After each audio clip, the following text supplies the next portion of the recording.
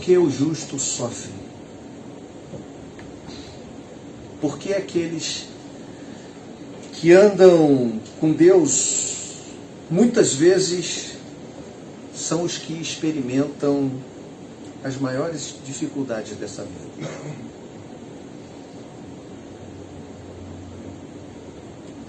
Em alguma medida, algumas pessoas se desiludem com a fé cristã, sobretudo porque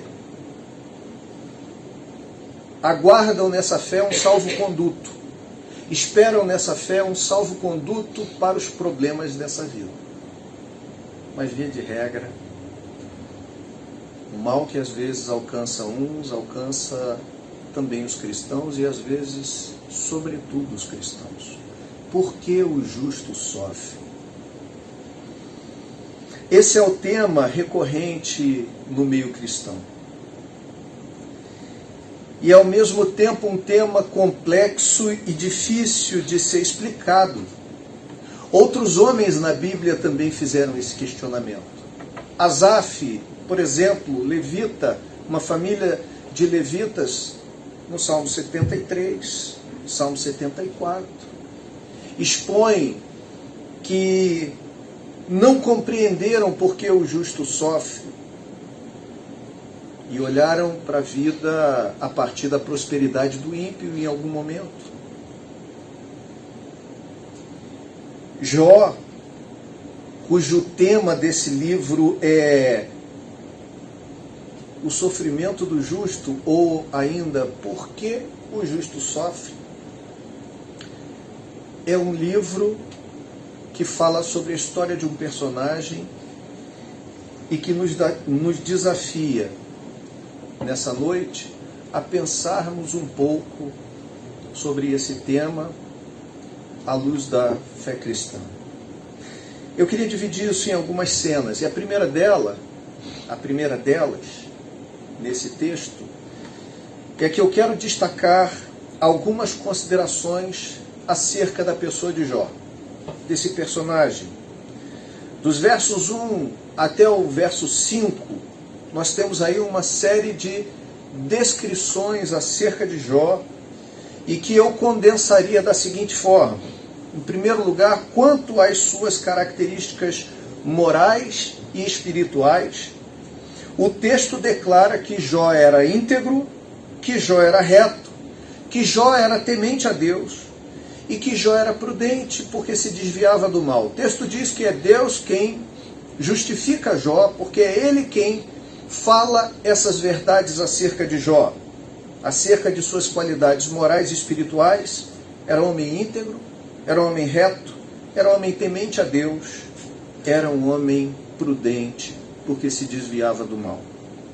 Do ponto de vista das suas características sociais, versos 2 e 3 também nos apontam. O texto diz que ele era o homem mais próspero de sua época, possuía muitos filhos, possuía muitos servos, possuía muitos animais. E quanto às suas características familiares, versos 4 e 5 dizem que ele desempenhava o seu papel de sacerdote do lar, intercedendo por seus filhos e os santificando após cada festividade, sendo diligente, porque diz o texto que ele levantava de madrugada, sendo prudente, porque o texto diz que ele oferecia holocausto por todos eles, sendo previdente, porque o texto também diz que ele oferecia holocaustos pela possibilidade dos filhos haverem pecado contra Deus em seus corações, sendo perseverante, porque o texto diz que ele fazia isso continuamente. Portanto, irmãos, do ponto de vista moral, espiritual, social e familiar, Jó era homem bem-sucedido. Jó era homem que a gente poderia dizer, esse homem é agraciado por Deus, esse homem é abençoado por Deus. Sobretudo no contexto do Antigo Testamento, a bênção de Deus estava muito vinculada à prosperidade, à quantidade de filhos, à quantidade de bens, à saúde física. Então, alguém que que possuía todos esses predicados, era alguém que era visto como sendo alguém de fato abençoado por Deus. A mão de Deus estava sobre ele. Mas aí então nós temos uma segunda cena nesse texto, que é um segundo momento que eu quero considerar com você. Eu quero considerar quando, nesse segundo aspecto, consideremos então quando as más notícias chegaram a Jó.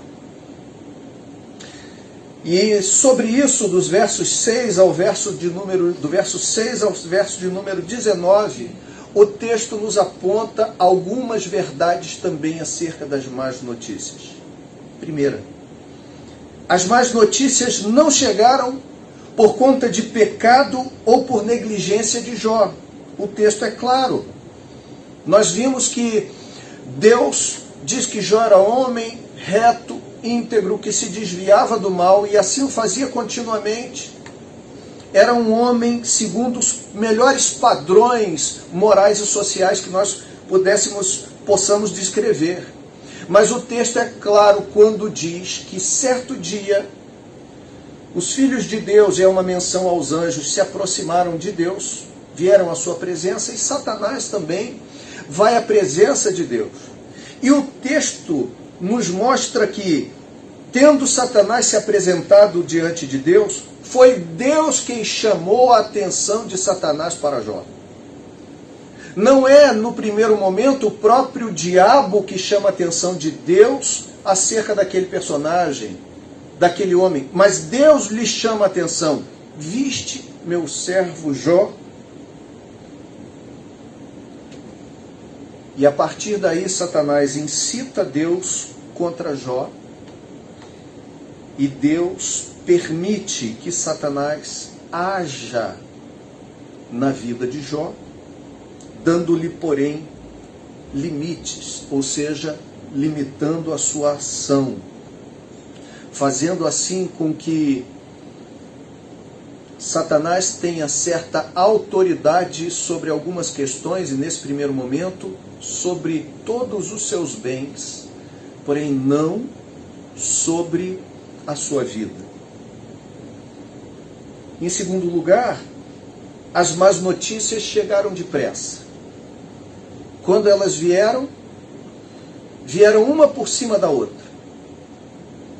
Mal sai uma pessoa terminando de dar uma notícia ruim e chega outra. Elas chegaram depressa. E por fim, as más notícias não chegaram sozinhas. Não bastasse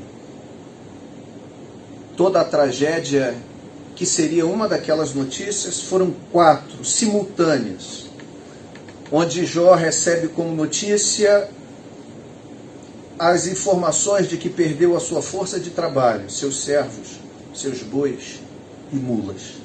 Perdeu a sua fonte de renda, alimento e vestuário, suas ovelhas. Perdeu a sua frota de carga, seus camelos. Perdeu a sua fonte de alegria, os seus filhos. E terceiro lugar, e a terceira cena que eu quero trazer é: qual foi a atitude de Jó diante das más notícias? E aqui eu quero voltar com você um pouquinho e lembrar você que Jó era um homem, segundo o mesmo Deus relata no texto, um homem reto e íntegro que se desviava do mal. Talvez aquele tipo de pessoa que nós diríamos assim: por que esse homem está sofrendo toda essa desgraça? Por que ele está sofrendo toda essa dor? Nós vimos que o texto não nos aponta um motivo claro. Nos aponta o fato de Deus despertar os olhos de Satanás para Jó, de alguma forma, e lhe dar permissão para agir contra a vida de Jó, contudo tendo um limite de forma muito clara.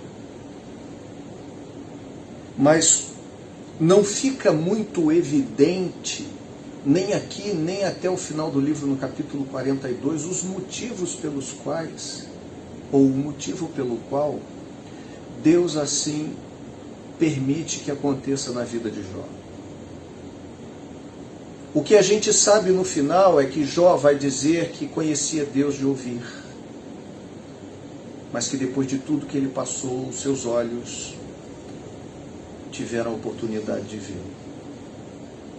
O que a gente sabe é que, de alguma maneira, há propósitos que são estabelecidos, há mudanças que são experimentadas na vida de Jó e que só vêm por meio desse sofrimento que Deus permite, não causa, mas que se utiliza deles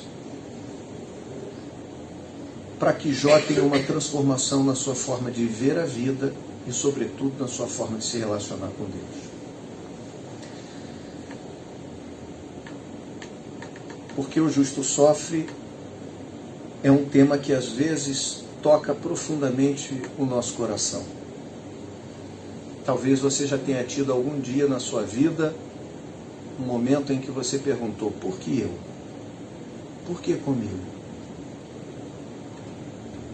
Logo comigo, que fiz tudo certo, andei nos teus caminhos. E às vezes é assim, né, irmãos? Nos confunde, né? Nos confunde. Buscamos andar nos caminhos de Deus. E mesmo sem ser uma vida legalista, porque muitas vezes as pessoas dizem assim: não, é só por legalismo. Jó experimentou isso porque ele era legalista. E às vezes as pessoas dizem: não, você está experimentando isso porque é legalista. A sua fé, ela não é completamente genuína. Jó teve alguns amigos que também o acusaram de um monte de coisa. E às vezes esses amigos também vêm a nós, nos acusam disso. Mas a verdade é que às vezes a gente passa por circunstâncias difíceis, adversas, que a gente não tem explicação. A gente não sabe por quê. A gente se pergunta por que o Senhor tem permitido que passemos por questões assim. Muito embora haja aspectos que são normais e naturais, né? A chuva desce sobre justos e ímpios, o sol nasce sobre ambos, então por que não nós também? Por que também não nós experimentamos a dor e o sofrimento? Mas é muito difícil, sobretudo talvez quando a nossa fé ainda não é madura o suficiente para entender essas questões que Deus permite que venham sobre as nossas vidas, trabalham em nós e nos preparam para a eternidade. E nem sempre nos preparam somente para questões aqui nessa vida. O ponto é que parece que essa resposta não fica muito clara no livro. A gente sabe que Deus permite. A gente sabe que algumas coisas acontecem na vida de Jó. Mas quando Jó questiona a Deus, a resposta de Deus para ele, em outras palavras, eu diria se eu explicar, você vai entender? Porque Jó faz perguntas, porque Deus vai fazer perguntas tão complexas a Jó, que ele não vai saber responder, e ele chega à conclusão no final da história que melhor é o fruto de tudo isso que aconteceu. Mas tem uma terceira cena que eu quero destacar aqui, no texto que nós lemos. Qual foi a atitude de Jó diante das más notícias? Porque nenhum de nós está livre delas, por mais crente que sejamos, por mais piedosos que sejamos, por mais fervorosos que sejamos, por mais homens e mulheres de oração e jejum que sejamos, por mais conhecedores da Bíblia que sejamos, por mais amigos de Deus que nos julguemos. São questões que não necessariamente estamos livres de experimentar. Mas o ponto é, como Jó respondeu diante das más notícias? O verso 20, o verso 21 e 22 nos apontam. Em primeiro lugar, o texto diz que no verso 20, Jó expressou as suas emoções e deu vazão aos seus sentimentos. Diz que ele rapou a cabeça, rasgou o manto e rapou a cabeça. Essa era uma atitude de desespero. Na cultura antiga, quando alguma coisa acontecia que era quase que incompreensível, é uma expressão corporal, física, uma forma de você demonstrar toda a sua indignação e incompreensão do fato e do evento. A primeira coisa que Jó faz então é expressar as suas emoções. Olha, irmãos, é preciso que nós aprendamos a expressar as nossas emoções diante das circunstâncias adversas.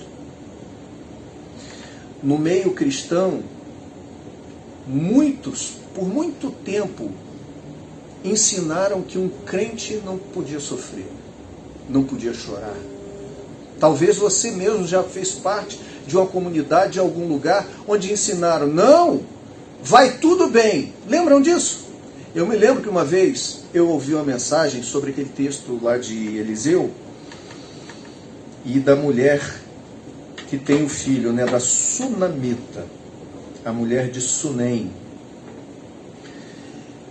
que Eliseu profetiza e aquela mulher tem um filho. E o rapazinho, em certa idade, ele morre. E morre trabalhando com o pai na lavoura. E essa mulher vai até Eliseu. E quando ela chega a certa distância, Eliseu a vê e diz para Geazi, o seu moço, o seu discípulo, Geazi, lá vem a Sunamita. Vai ao seu encontro e pergunta a ela se está tudo bem. Vocês lembram desse texto? E Geazi vai até ela e diz assim, vai tudo bem contigo, tudo bem com teu filho, tudo bem com teu marido? E a resposta daquela mulher é, vai tudo bem. Só que quando ela chega diante de Eliseu, e ela passa por Geazi, quando ela chega diante de Eliseu, ela se lança aos pés de Eliseu. E aí Geazi vai tirá-la dali e Eliseu diz, não faz isso não, porque Deus encobriu de nós o que está acontecendo no coração dessa mulher. E diante de Eliseu, ela rasga o coração, ela coloca todos os seus sentimentos, ela não chega a maldizer Eliseu, mas ela apresenta com veemência todos os seus sentimentos, ela põe para fora o que está sentindo, ela chega a dizer a Eliseu, olha, eu não te pedi filho nenhum, a maior alegria que eu tive foi ter esse filho que você profetizou, mas você foi me dar a maior tristeza da minha vida. E você sabe o restante da história, Eliseu vai até, envia Geazi, Geazi não consegue ressuscitar o menino, mas Eliseu vai lá e ressuscita o menino e entrega àquela mãe. Mas ela expõe seu sentimento. Eu já ouvi gente dizendo que diante do problema você precisa negar e dizer que vai tudo bem, vai tudo bem. E certa vez eu tive a oportunidade de dizer para uma pessoa que disse, não, mas você não vê o texto, vai tudo bem. Eu falei, vai tudo bem para quem não pode te ajudar, irmão. Quem chega para fazer a pergunta à mulher é Geazi. Quando ele pergunta, vai tudo bem? É ele que vai resolver o problema? Não. Então não tenho que falar para você qual é o meu problema. Agora, para quem pode resolver o meu problema, eu preciso abrir o meu coração. E nós, como cristãos, diante de circunstâncias adversas, precisamos aprender, como Jó e como tantos outros, que diante de Deus, que é quem pode resolver os nossos problemas, que é quem pode resolver toda e qualquer circunstância, nós podemos e devemos expressar as nossas emoções, dar vazão aos nossos sentimentos, colocar a nossa vida diante dele. Deus não tem problema em ouvir o que a gente tem para falar, porque Ele conhece o nosso coração, a gente não precisa falar para Ele saber o que está dentro. E a gente, irmãos, por conta desse tipo de pensamento que permeou grande parte da igreja e permeia alguns lugares ainda, do tipo, você não pode demonstrar fraqueza sendo um crente, o que a gente tem é uma série de cristãos que, infelizmente, não tratando, não trabalhando e não expondo as suas emoções, estão cheios de medicamentos. Estão em clínicas psiquiátricas. Estão adoecidos da alma, enfermos interiormente, com suas emoções abaladas, porque não encontram um lugar terapêutico na presença de Deus. Jó expressou as suas emoções e deu vazão a elas, aos seus sentimentos. E isso não constituiu pecado diante de Deus, que o verso 22 diz que ele fez todas essas coisas, porém, sem pecar. Mas o ponto é, ele demonstra diante de Deus, ele coloca diante de Deus a sua indignação. Ele não compreende como tudo aquilo acontece.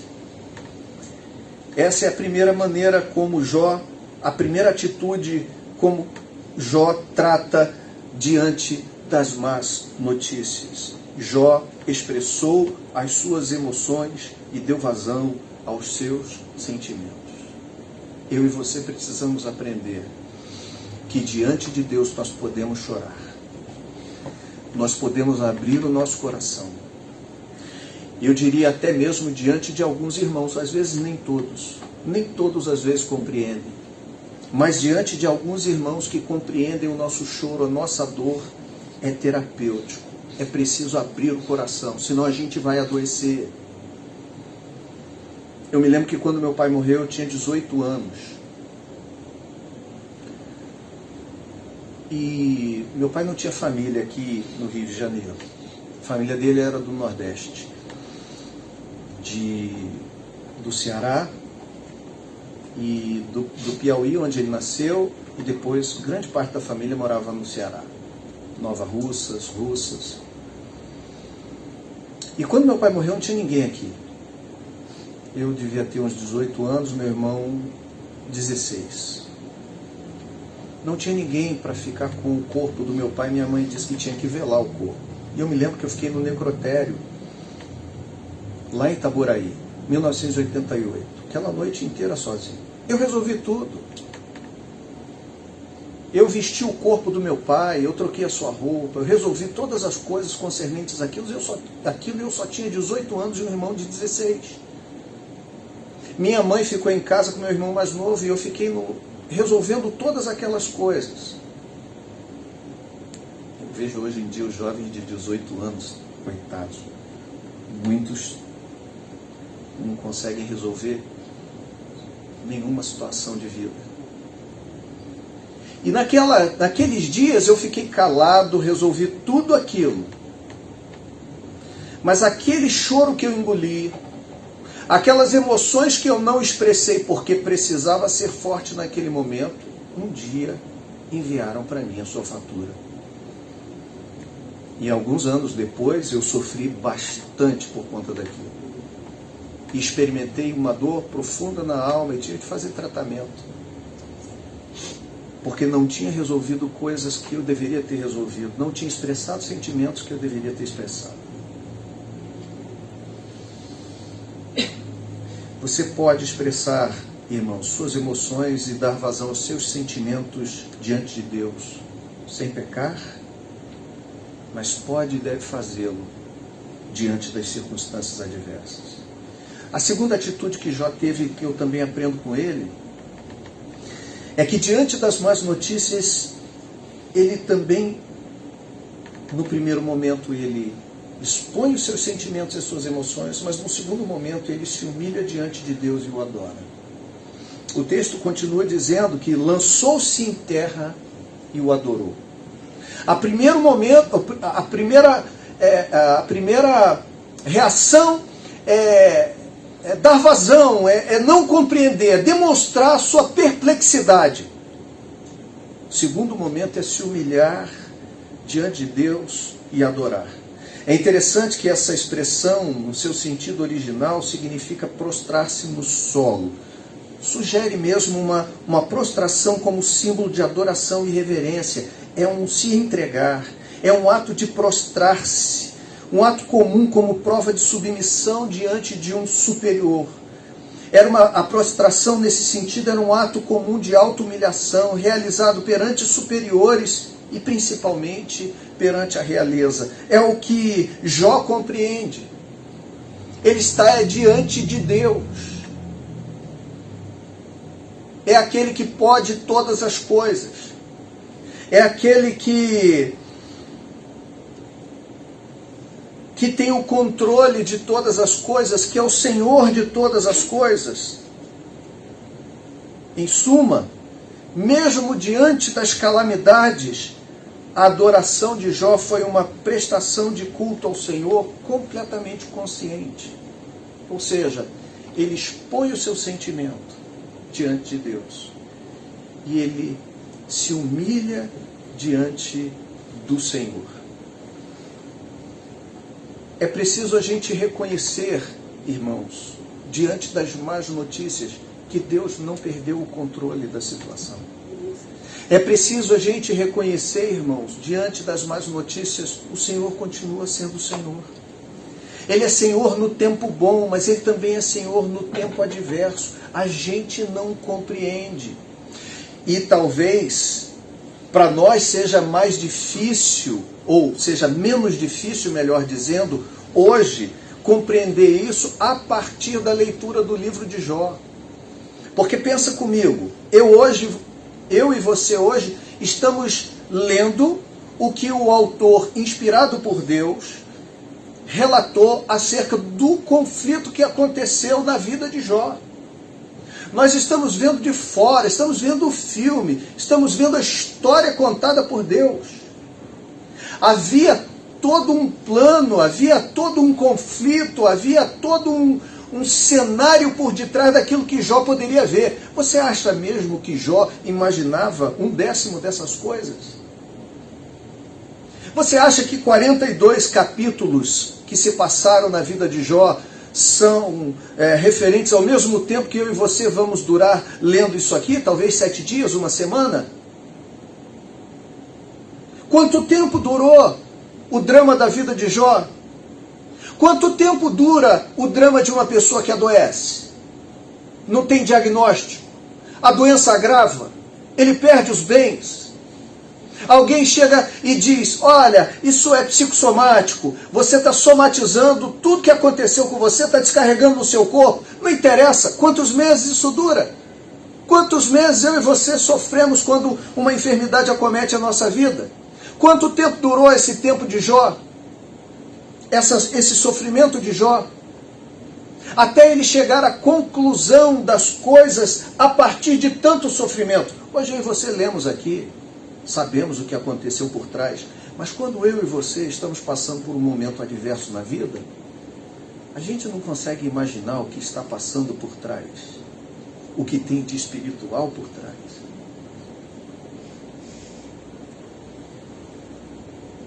Jó coloca a sua vida diante de Deus, colocando todos os seus sentimentos, mas ele também reconhece que Deus é Senhor.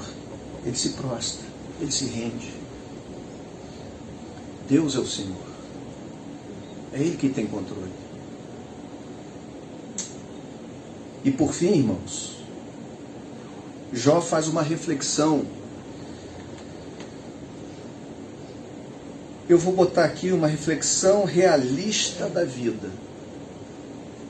Poderia ser até positiva.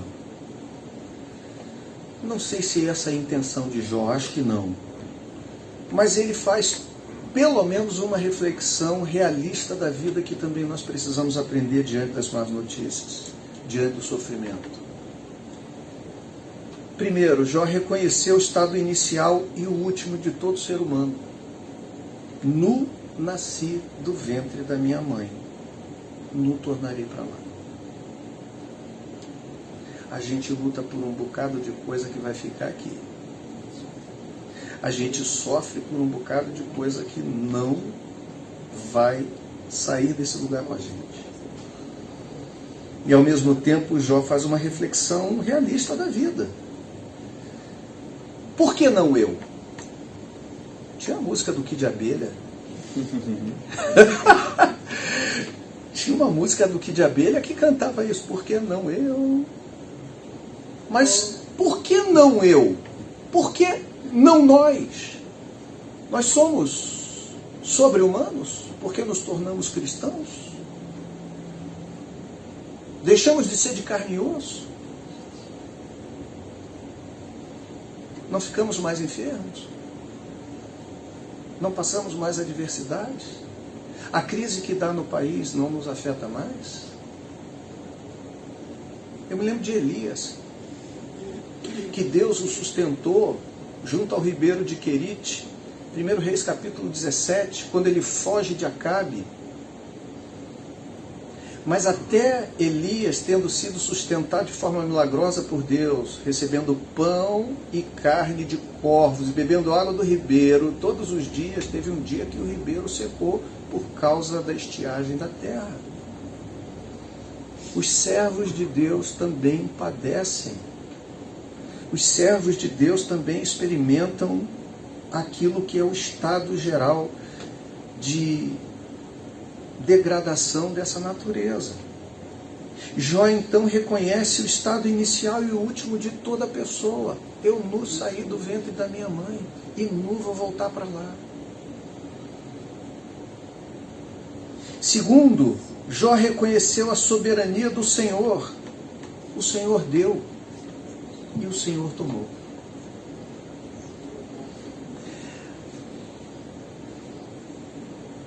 A gente não é dono de nada.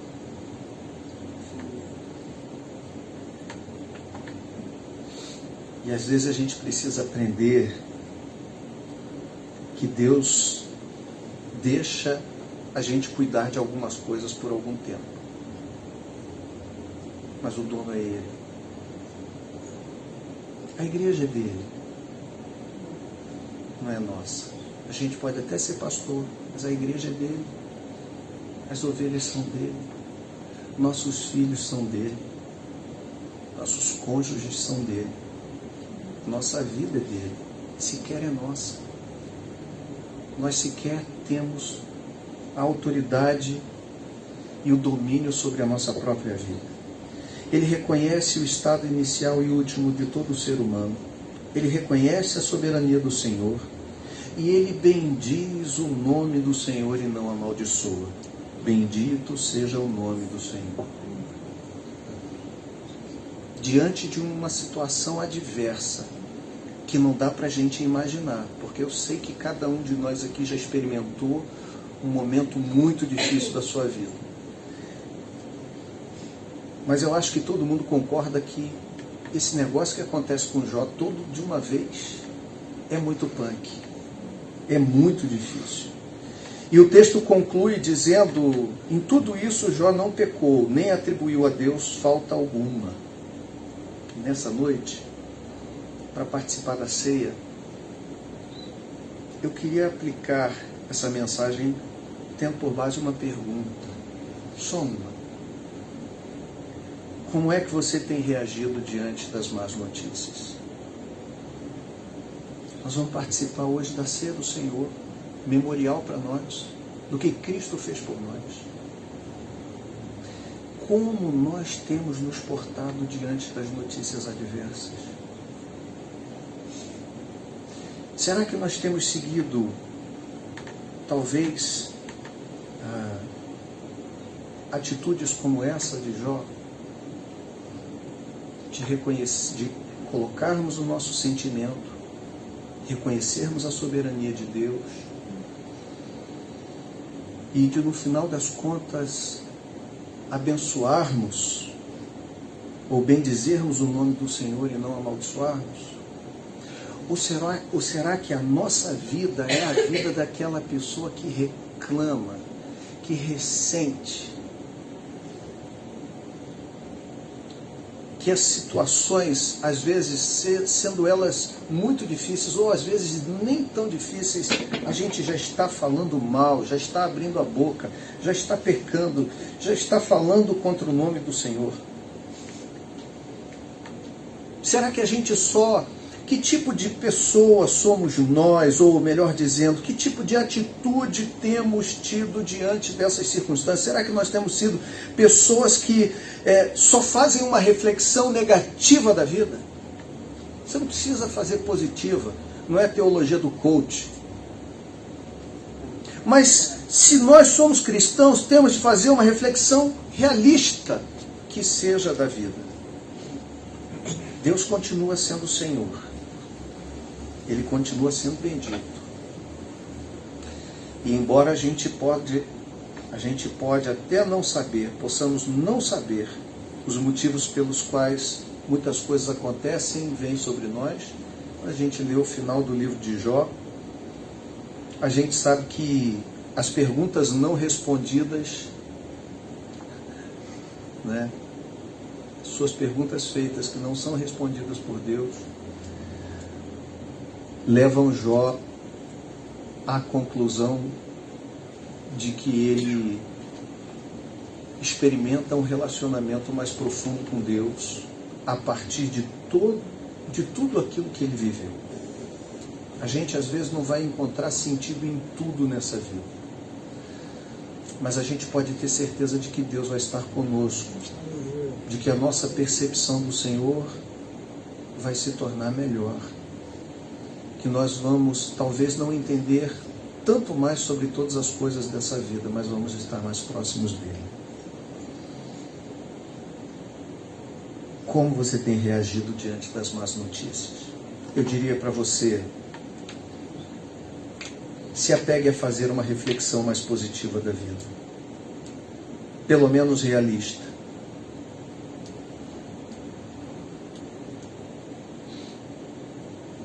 Segundo, adore ao Senhor e reconheça a sua soberania. Eu estou fazendo o caminho inverso aqui. E terceiro, expresse o seu sentimento diante de Deus. Não deixe de falar. Não adoeça. Deus não tem problema em ouvir queixa. Deus não tem problema em ouvir malcriação. Eu cresci ouvindo minha mãe dizer, vai fazer malcriação? Às vezes a gente não faz a malcriação da boca para fora e ela fica dentro do coração.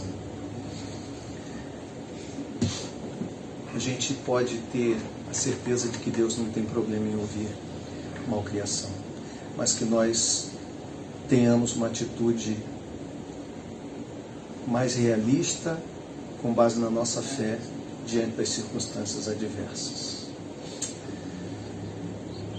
Nem sempre o sofrimento, e na maioria das vezes o sofrimento que nós cristãos passamos não tem nada a ver com pecado. Jó não tinha a ver com pecado. Fez tudo certinho. Você e eu às vezes fazemos tudo certinho, ainda assim a gente sofre. Ainda assim não dá certo às vezes. A culpa não é sua, a culpa não é minha.